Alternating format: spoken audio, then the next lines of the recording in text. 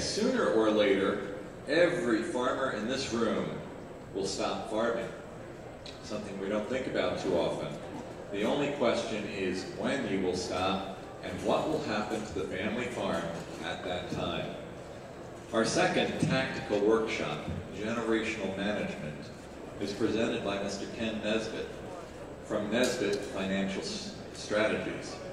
Ken has worked with farm families for over 30 years to help them plan for that transition and help each family member find their own best personalized solution. Please welcome Mr. Ken Nesbitt.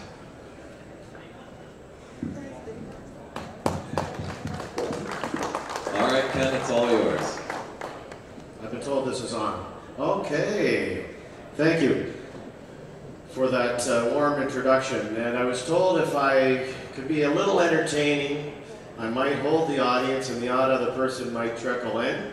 So I'm hoping that will happen. And I'd like to thank Jordan for welcoming me here, or asking me to come and speak today, or at least giving us the opportunity. And it's great to be part of such a vibrant and growing industry. Now, before I start, I'm going to make reference to my notes throughout my discussion and my presentation, just to keep me on track. Yes, thank you, Gretchen. And I'll just point my clicker and away we go. But partway through my presentation is what I was hoping, and it's great to see that there's an audience here. I was a little nervous about that, following, Dr. Pohl and so on, and it's lunchtime. But it's great there's an audience, so I was going to ask for a volunteer, or two volunteers, at partway through my presentation. And because this has to do with generational management within your dealing with family farm, and I was thinking that it might be nice to have a father and son team, or a father-daughter, if possible, come up and help me with a little exercise at some point, partway through. And if not, it could, maybe we're going to have a brother, or two brothers, brother, sister, or whatever. Oh, do I have volunteers? So I think I have a volunteer right there. Okay, perfect. So when it comes time, I'm going to ask you to come up, and it's going to be about having fun.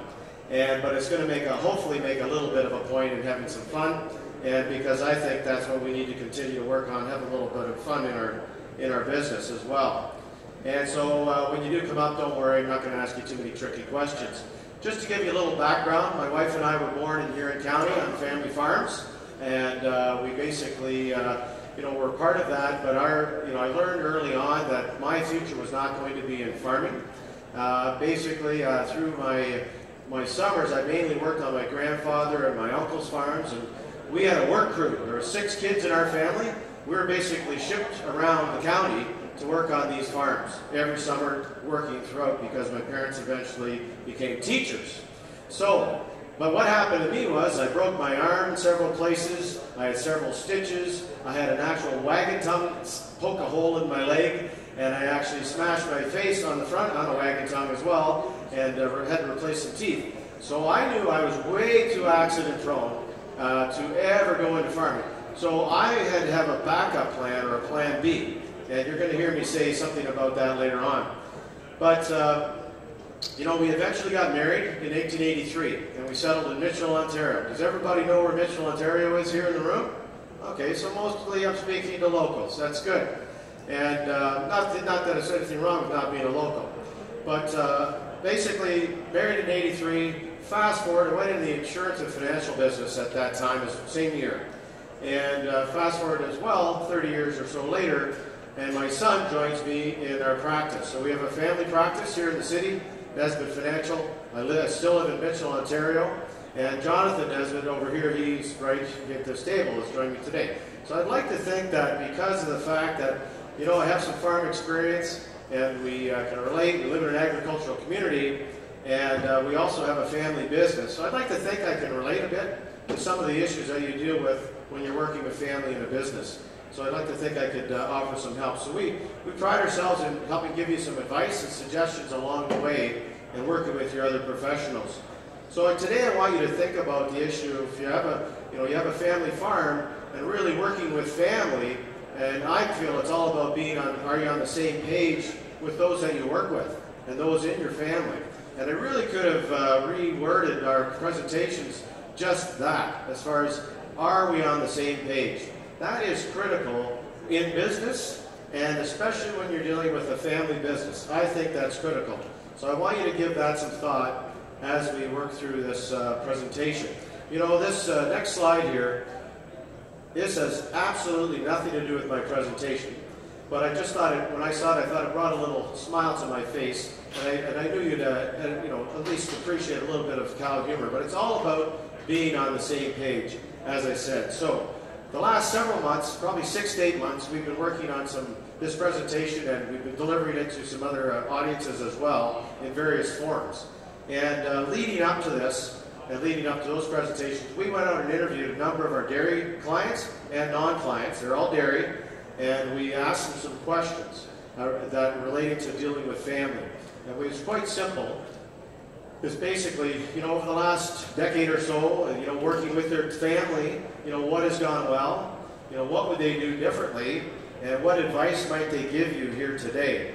And for one of our presentations, we actually wanted to have a dairy farmer come up and help do the presentation and have a discussion. But, you know, I guess, public speaking is still one of the biggest fears out there, and I couldn't get a volunteer for that part of the presentation. So nonetheless, we're going to take a look and see about answering some of those questions for you today.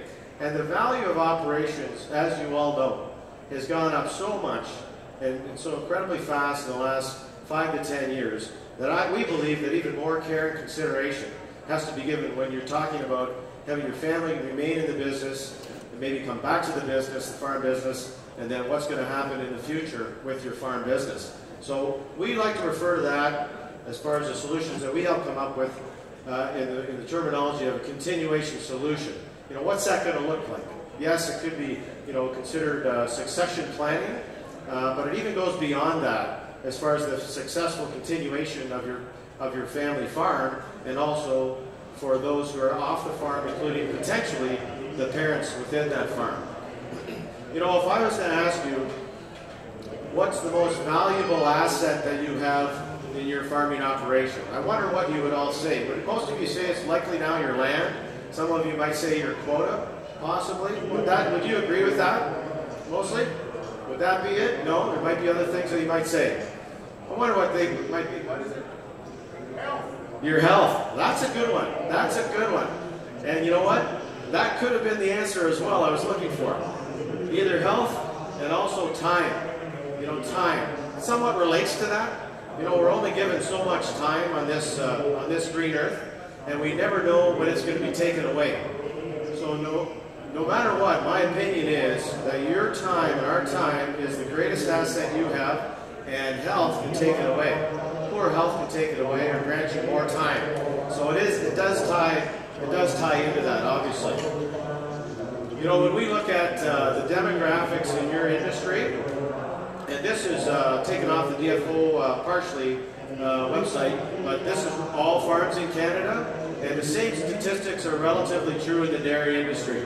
So where we're seeing a drastic reduction in the number of farms, as you know, we're seeing the size of the operations obviously increasing, but we're seeing this aging demographic of farmers, not only the ones that are remaining, but the younger generation.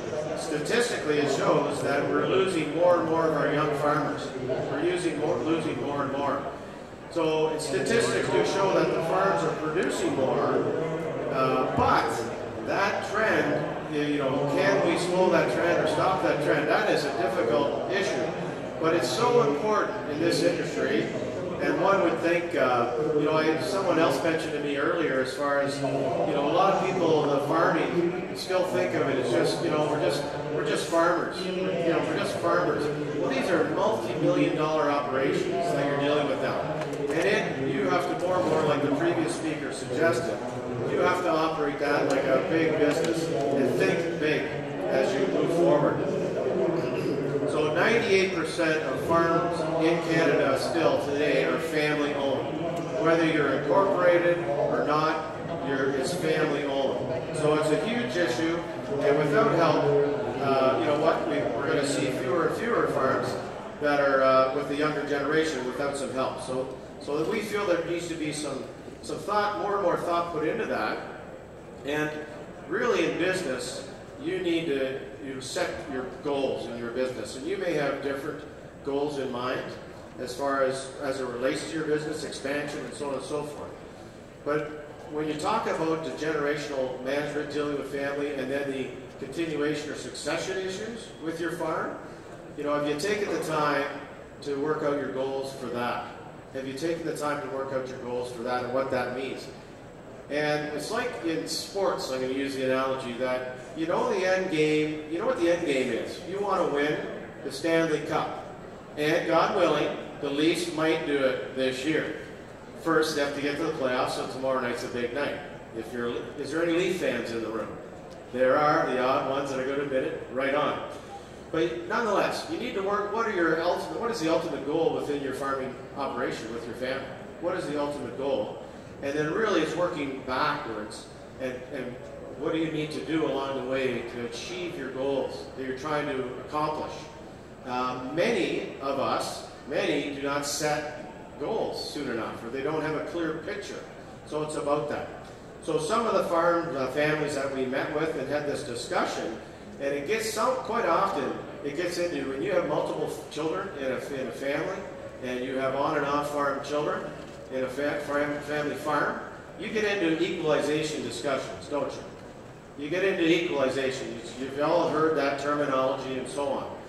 And we had this mentioned to us in our interviews that we conducted, that in our case, equalization solution was critical to understand. And once that was made clear, the lights went on and all else fell into place. So to me, that talks to the end goal as far as what are you ultimately trying to accomplish here?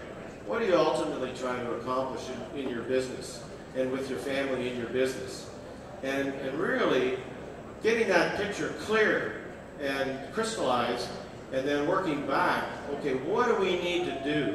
And who do we need to seek for help to make all that happen, right? And so you need a team, and you basically need help in most cases in even trying to help crystallize that as far as what does that look like? What does that look like? So we felt that that was an extremely important statement that was said to us by a producer. And everyone we interviewed said the planning process that you go through is priceless. It's extremely important. It's extremely important, and they felt the time that they spent on the planning process for continuation and generational and succession management was invaluable. Okay, invaluable. And another suggestion they made, because of some of the things that happened along the way with their family, that your plan had to be flexible. You had to make sure that, yeah, it's rigid a bit here and there, but you know what, you need some flexibility, and the older generation will say, you know, does not want to relinquish control too soon either, and to have that flexibility within that planning, okay? So we refer to that statement in our business, in our world, in helping farmers, farm families, as a light bulb moment. Okay? Maybe that's the teacher coming out of my parents and me type of thing, but it's basically if you could develop a plan and you have this feeling of, yes, now I understand why and where we want to go, now we just got to determine how we're going to get there. Okay? So we like to refer to that as that light bulb moment, and we all have it in our lives, hopefully, at different stages. And, you know, whether it's learning how to ride a bike for the first time, or solving a problem in school, or asking that gal for your first date, or how the heck am I going to ask her to marry, whatever. And then in business, and, you know, when's the last time you had that feeling in your life and in your business, that light bulb moment, right? And I think it's, you need to start thinking about things like that. And in today's farming business, it's about what is your state of mind. What is your state of mind when you're operating your business, as you go about operating your business? And the next generation, you have to prepare the next generation. And part of that is in the thinking process. In running a multi-million-dollar operation with potentially numerous employees, etc., depending on the size. So you have to more and more think like a CEO of a company, okay? So this ties well into our previous speaker as far as running it like a business, right? Like running it like a big business that it is. So in our opinion, you have to think like a CEO of running a company. the next generation, you have to help them prepare to think like a CEO of running a multi-million-dollar business. And what does that mean? So there's so many things that you have to do well, obviously, to be a CEO, and I would like to think that you would all want to become great CEOs. So to us, beyond the basics of running your business, which are overwhelming, I'm sure, at times, you have to do some very fundamental things well to be a great CEO. And obviously, you have to use your time wisely, as mentioned before. You have to take the time to talk and communicate effectively with your team, your family, on and off the farm. Extremely important. And you have to surround yourself with a great team. Okay? And there's different aspects of that, I'm sure that you do. But you have to be aware of that in all aspects of running a business and running a business. So as far as the time aspect in our world, procrastination is the biggest stumbling block to financial planning, financial success. So part of my job, I'm a certified financial planner and a chartered financial consultant, etc. But in all the studies that I've done and that my son has done, one of the biggest things is, hey, you need to help people overcome their tendency to procrastinate financial decisions, okay? Important decisions. You know, you put off those uncomfortable conversations and so on. So easy. You know, me practicing this presentation for today was very uncomfortable. I did it every day for about 2 weeks. And like, I kept putting it off. It was a joke in the office because there I was procrastinating. Things like that. It's human nature. But then you have to have strategies and help overcome that procrastination. The odd time I'm going to throw in a little humor, so I found this little comedy thing and said, you don't want to become like this guy, that he's laying on his deathbed and finally realizing, hey, I know what I want to do with the rest of my life now, right? It's procrastination to the nth degree. But that is human nature. Does that ring a bell to you? Do you have a tendency to procrastinate uncomfortable decisions from time to time? Or conversations, right? That's human nature. But there are things you can do and things that and awareness is basically something that will help you overcome that. There's a quote and a saying by Henry Ford. Everyone's heard of Henry Ford, obviously. And he was asked, what's your secret to success? What's your secret to success, Henry Ford? Well, what did he say? It's all about getting ready. It's all about getting ready. His secret to success. You know, founder of the automobile. And like, how simple can it be? How simple can it be? What does that mean? It's all about planning, isn't it? It's all about planning, making sure you allow enough time. Be prepared. Be prepared for what? Be prepared for what it is you're trying to accomplish. Well, what are you trying to accomplish? Right? What are you trying to accomplish? What is the ultimate thing that you're trying to accomplish? Is what you need to be clear on, and try to clarify that, crystallize that. So a question we keep getting asked too is, well, how much time does all this take for, you know, all this planning, so on you're talking about? Well, you know, in running a business that it's ongoing. It's ongoing. You plan every day and week of your life, and it's no different when working with your family and working on generational management and working on preparing for the future, preparing for the next generation. And it's all about getting ready and being prepared. It's ongoing. So a lot of the clients who we deal with, and dairy farmers and other farmers, you know, it's certainly 10 years and counting, and as I say, it's ongoing. We never stop in helping and working with them. So most people don't realize that, so they just don't start.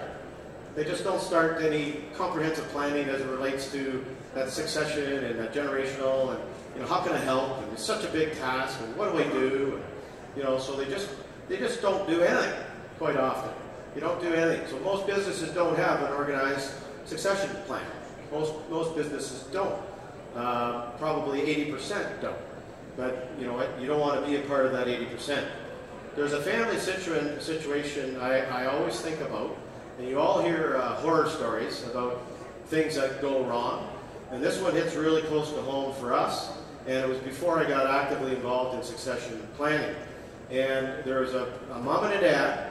Okay, a mom and a dad, and they had 2 girls. And the one daughter went into farming with the parents. She got married, so they farmed together. And in this case, there was the other daughter. She got married, moved off the farm. Okay, pretty simple. Well, fast forward many decades later, Mom and Dad eventually pass away, and guess what? The will's read, and virtually nothing was left to the daughter off the farm. Now, what message does that send, that daughter off the farm?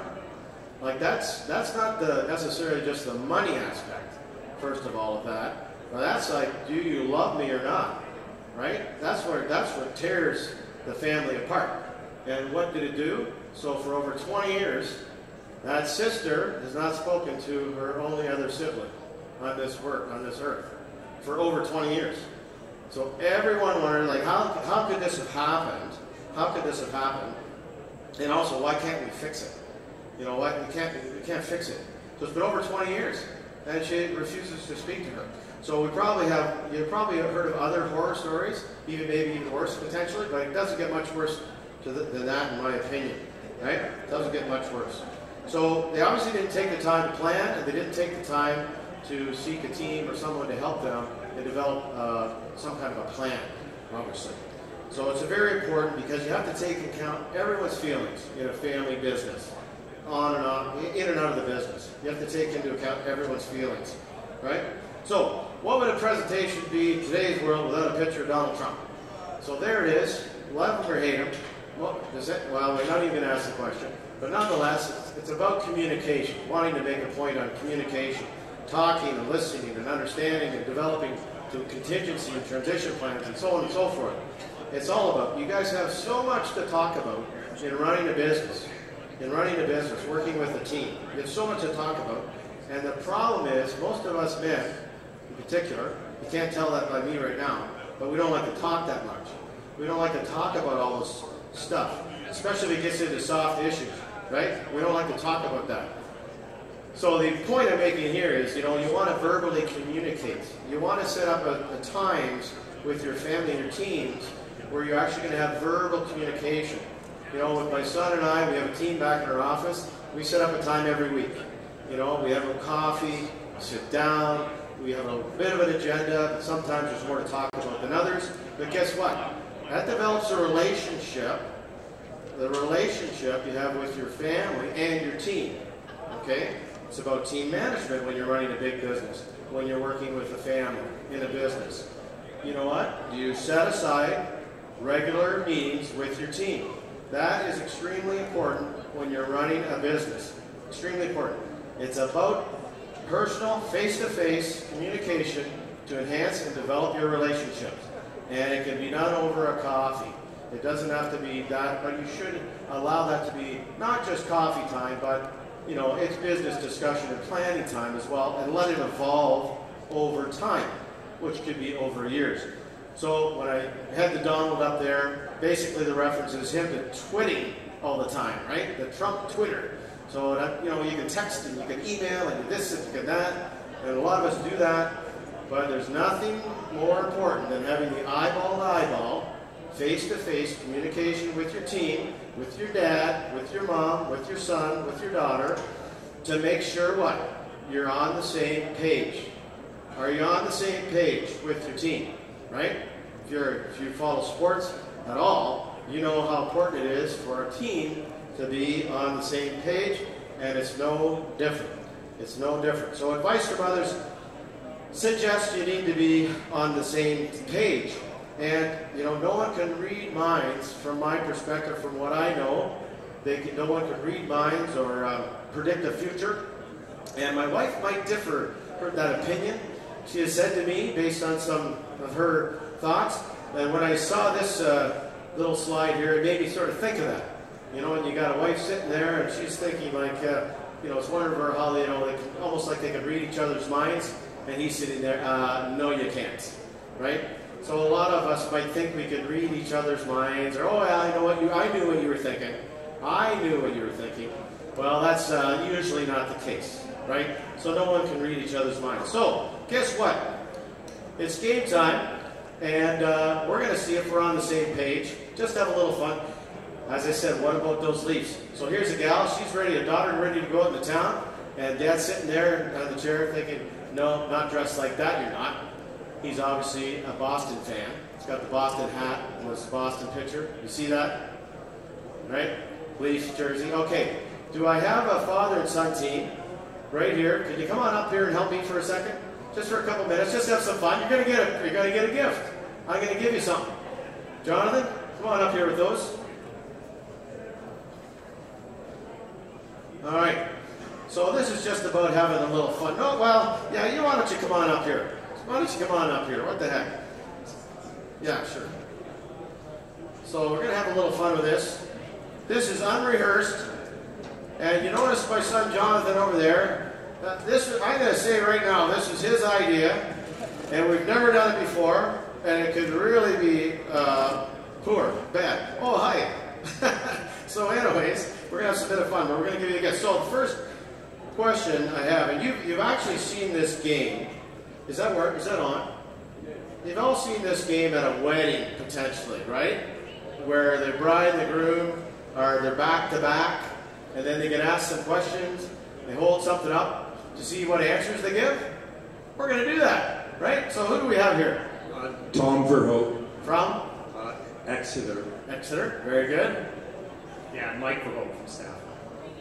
Okay, so they're father and son, they're not from the same place. So I'm not sure if they're on the same page or not. But nonetheless, you both live in separate locations. Perfect, so they are on the same page that way. All right, so the first question I have that you can actually look at each other. No, don't look at each other. This one's really easy because this is going to determine what I give you to use. So then, basically, are you red, green, or blue? Red. Blue. Oh, I didn't even think that was going to happen. That they're working together, the family business, and one is red and one is blue? I guess that's possible, isn't it? So anyways, so who's blue? Oh, geez, I just asked the question. I don't want to New Holland hat. Okay, all right, you're going to have to, is this on too? Can they both be on? There we go. You're going to have to explain yourself because I specifically asked, are you red, green, or blue? And I thought everyone would know what I'm talking about. I don't like tractors. Period, he doesn't like tractors. So now, if I ask you that question again, what color are you guys? Do you have a color? Green. Green, okay, green. All right, green. So I had a little fun with the New Holland and the Case and the John Deere people. And you know what? I said I'm going to do this little fun thing, and you might give me a couple hats. So they provided them. So that was pretty nice of them to do that. So okay, so here's a hat for you. These are pretty decorative. These are pretty nice hats, right? Okay, you're not going to wear it just yet. All right, so you don't need the mic anymore. That's the last thing I'm going to have you say, because obviously it's dangerous. So I want you to stand here with your back to each other. All right.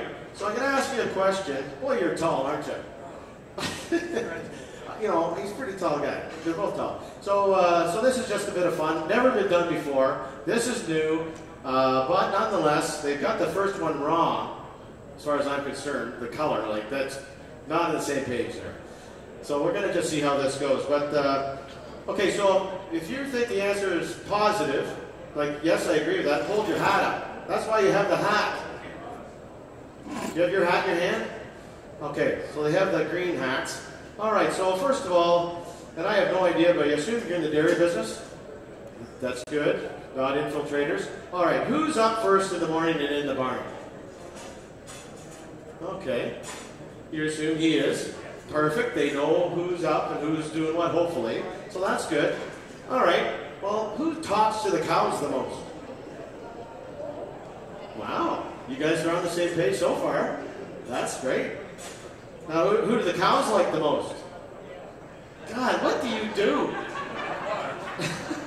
They're deep into their succession arrangement again. You know what, we just met earlier, but I don't know them at all, so I don't know how this is. But anyways, nonetheless, who's the smartest one? All right. I didn't even have that written down, and I just thought I was ready to get off script here a little bit. So you both think you're smarter than the other, okay? So that's interesting. Yeah, you can go higher. All right, who's better with money? Oh, Dad. Okay, got that right. That's good. All right, well, how about, you know what? Our plan is to increase production in the next 5 years. You're not on the same page there. What's going on, Dad? You mean our plan or who's in charge? I can't repeat the question. Yeah, no, that's fine. I'm just curious. Yeah, all right. This is the first time I've done it. What about, we're going to need to hire more people to help us. Well, yeah, both agree with that. They're doing pretty good so far, wouldn't you think? They're doing pretty good so far. You know what? Everyone in our family knows exactly about our succession and equalization plan. Half a hat and a full hat. Okay, so they're just maybe not 100% commitment on that one. All right, and that's fair enough. You know what? One of us, and I don't know if this is relevant in your situation, but one of us is going to move right off the farming operation at some point. Well, that's what I wondered. Maybe he's already off the farm, so fair enough, fair enough. And but I never planned to fully retire. I never planned to fully retire.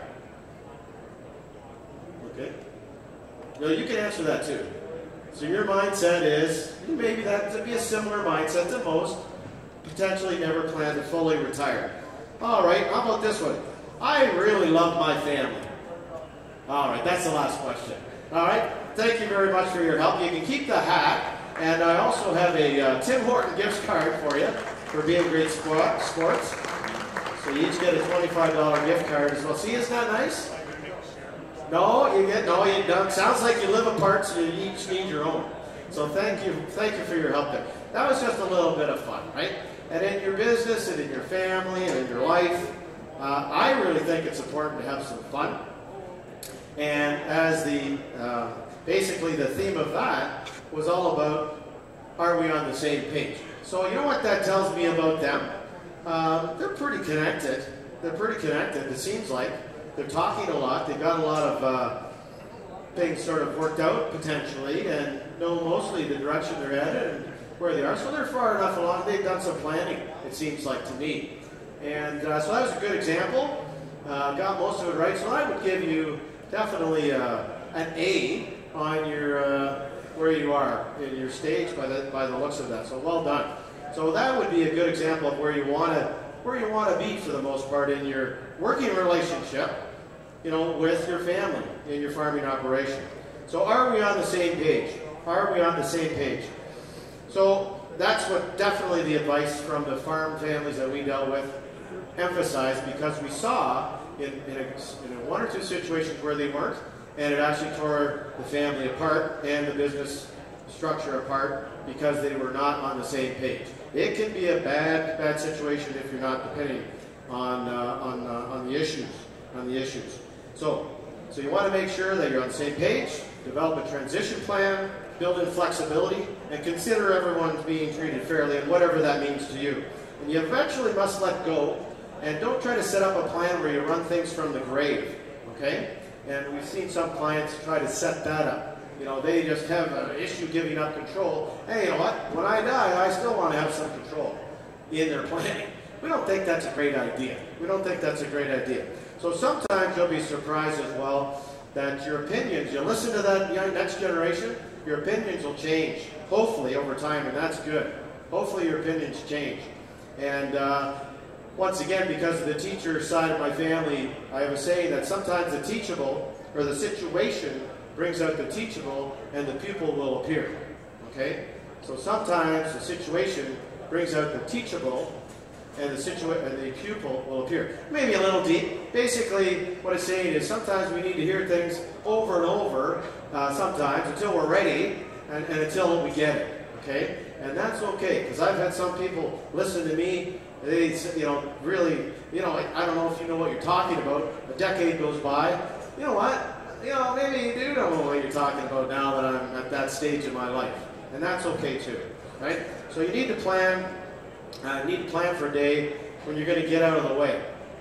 And you may be surprised, because we had some clients say to us, you know what, I really like the day that I no longer became the boss. We actually had, I don't know where you guys are in your relationship, but we've actually, some of our dairy clients said, yeah, we like that day when we no longer became the actual boss in our farming operation. Doesn't mean they're not still active, but they've given up that boss, we'll say, talent. or a title, but you don't want to give up, as mentioned earlier, control too soon. And in saying that, and basically that slide just talks about having the goals and so on and so forth, and it's about having clarity in what you're trying to accomplish and who's doing what, you know, in your working relationship.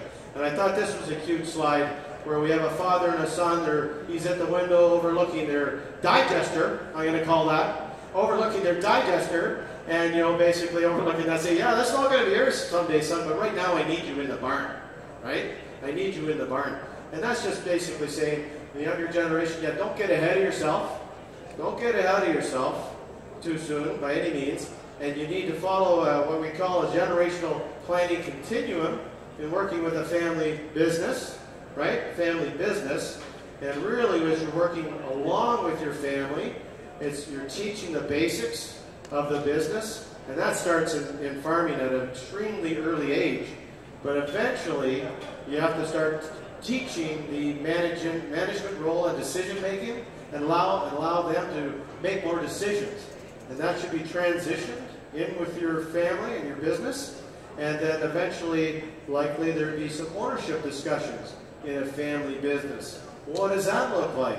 When does that take place? Likely it's staged in, and how's that going to work? And that has to be worked out and agreed upon, obviously, as well. And lastly, is when you give up control. And you should. And you've all heard, you know, well, I've got my 50-year-old son and just still out driving the combine or tractors and still not in control of the operation at any level. So there's probably a problem with that. So you want to develop a plan and a strategy to work towards that kind of a continuum within your family business. And you need to have a team. You need to have strong teams working with you, as mentioned. And great COs, they surround themselves with great teams. They surround themselves. So today's farmer, you know, you at dairy farm, you have so much demand in your time. When I just walk around and look at all this equipment and all these things and all the, you know, everything you have to do, you have so many, I would think it must be daunting at times, I would think. And then you throw in the idea, yeah, Ken, yeah, we have to develop what? A long-term strategy to hopefully pass on the farm to the next generation. So you throw that into the mix. It's not a wonder that procrastination animal, which we call a time bandit, comes in and starts stealing that time away and just say, yeah, we're going to put that off. We're going to keep putting that off. So to continually to be successful, you need to continually look for ways to utilize the resources you have at your disposal. And you have learned to do that in a lot of aspects of your business, obviously. And you can see that in the different things that you can use here in this conference, in this expo. So you know delegating certain roles to qualified people is extremely important in today's operations. And it's important to have that strong financial team in your corner as well. And your family, I can't emphasize enough, obviously, you have to nurture that, and it's the most important part of your team. And it's one of the golden rules our farm clients suggested is your next generation should either get an education or work off the farm in some capacity, just for a few reasons. Obviously just to gain that outside experience and understanding and education, and also just to confirm the grass isn't necessarily greener on the outside, and also to have a backup plan. I needed a backup plan. I would have been dead if I stayed farming, I think, or stayed involved in the farm, but you know, it's good to have a backup plan for those that next generation as well. And I can think of situations where it was needed. Definitely, it's multiple situations where a backup plan was needed because it did not work out in that family dynamic for that generation to move on. So it's extremely important that you have the boxes checked off basically when you're working on your plan. You obviously have to, as mentioned earlier by the previous speaker, having a successful, profitable business and setting up a secure retirement for the next generation. Obviously, that is extremely, extremely important. And defining on when that transition of ownership is going to take place, extremely important. Is that next generation a willing participant in the operation and the business? Are they willing, and they can see quite clearly there's a financial future for them? That's extremely important. Extremely important as well. And they have to consider, you know, most people want to have continued family harmony as far as continue to have good relationships with all family members. So balancing all of these things as you work through your business life, your farming life with your family, it can be extremely challenging. Yeah. And balancing all these facets.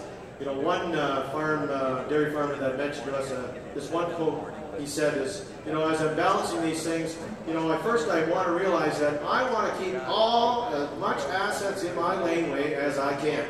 Okay? Has anyone ever heard that quote before? The dairy? This is a dairy farmer that, hey, that's an interesting way of putting that. I think we all know what that means. You know, as far as we want to keep as much money in our business, avoid giving as much money to the government as possible, and just help our business grow, right? That's business, and that's important, and that makes sense.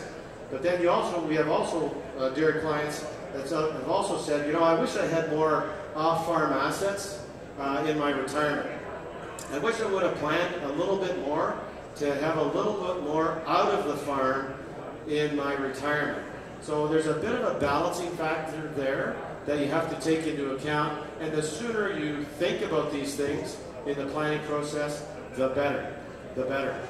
So, the other 2 points in that critical planning process, and I come back to this because, as I said, it's part of what we do, but it's just part of what we do, is dealing with that estate planning and that equalization solution. So that's a part of it, and that might be relevant to at least 25% of the operations out there, at least. But in dairy operations or in family, all farms are basically family owned, so it's a family dynamic. And it's like, okay, how are we treating Junior or whoever taking over the farm? How are we going to deal with those off the farm? And it's an extremely important issue. And I'm going to walk you through an example. And in some cases, you know what? This is going to be real quick. But in some cases, you might have other assets you're going to transfer over to your other kids off the farm. That's good. Not everybody has that luxury to do that. And as long as it doesn't take away from the dairy operation, right, as well. So it depends on the situation.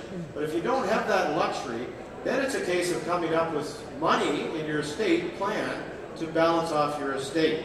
And I'm going to go through a real quick example here. This is a dairy operation. Names are changed, and it doesn't matter. But you know what? There's a family. They're in their 50s. They have 4 kids. There's only one, the eldest being involved in the farm. Okay? There's only one.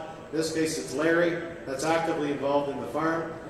There's some consideration with another member of the family, but that's where they are right now. So this is a dairy operation. Parents are in good health. This is a big operation, good size. Its net asset value is about $15 million, this dairy operation. Okay? So they're really concerned about, all right, this is what's going to go on here. We have the next generation coming on, and we're going to have farm transfer over to at least one. What are we going to do? And they've determined, you know what, we don't have any other assets or other monies that we're going to be able to offset this, and we don't want to tear money away from the farm, you know, later on, and leave them with that. So what are the options? So basically it comes down to, and they set a goal of coming up with $6 million. We want, in our estate plan, we want to come up with $6 million to fund an estate equalization solution. They came up with that. Accountants, lawyers, everyone say, yep, that's what's needed. So then just bottom line, well, what's the cheapest way to fund that? If you need to come up with $6 million at a given time. So you really look at, you know what, I guess we could start saving for that now, and you know, try to accumulate that $6 million in addition to everything else you're trying to do, and so on and so forth. That's usually not that practical at all, so that's usually struck off. Well, then we could wait. Yeah, next generation, they could borrow that. And if the interest rates were, this example is 5%, were paid off over 20 years, it could take close to $10 million to fund that equalization portion. And that becomes pretty costly in addition to maybe other debt and so on and so forth. And then many of you probably have heard of using insurance as part of the estate plan. My mom and dad set up a last to die equalization solution, right? So it can be done for cents on the dollar. It's still not cheap. It's still not cheap, but it's using insurance in an estate plan. And you know what? For part, or all, portion, it's worth considering as a potential option, right? So it's worth considering. So that's just sort of that thought process. And no matter what your situation in working on your relationship with your family and in the family business, it's important to remember and you know that the parents will always be your parents, kids will always be your kids. And that's something that, you know, when you're working, as I am with my son, yeah, we have all these business decisions and things we have to talk about. So at the end of the day, he's still my son. I'm still his dad. And we have that relationship. Oh yeah, we have Easter coming up.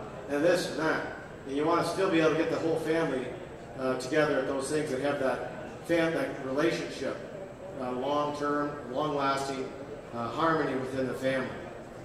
So, the best practices then I basically would comment are those right in front of you there as far as, you know what, make sure as you're working with your plan, you seek out help, you have a good succession team, and working on a plan that makes sense and it's long-term in nature. So you want to make sure you're working with a good team. Your family is important. Make sure you set up, you're going to communicate with them, but they're most important. You want to set up, you know, as far as that golden rule, education, keep learning is extremely important is what I would say to that. Your plans need to be flexible as you work out your plans, and for many reasons. And those regular planning meetings with your family and or your especially the ones you work with, extremely important. And just be open-minded, new and old generation, or young and old, or whatever you want to call yourselves. Be open-minded. Just, yeah, okay, that's interesting. That's a good way of looking. That's a new way of looking at things. This and that. Be open-minded to change. And you know that the industry has changed so much in the last few decades. Like you, I'm basically speaking to the church or whatever you want to call that, but the converted. But you know that. So it's extremely important to be open-minded. So I really hope I've added some value to your day for your expo. I'd really like to thank you. We do a series of meetings and our sessions from time to time. We have a little table at the back. If you wanted one of our cards or some information, you can pop back there. Jonathan or I will be there. But I'd really like to thank you for being such a great audience, and especially my participants there. Thank you very much.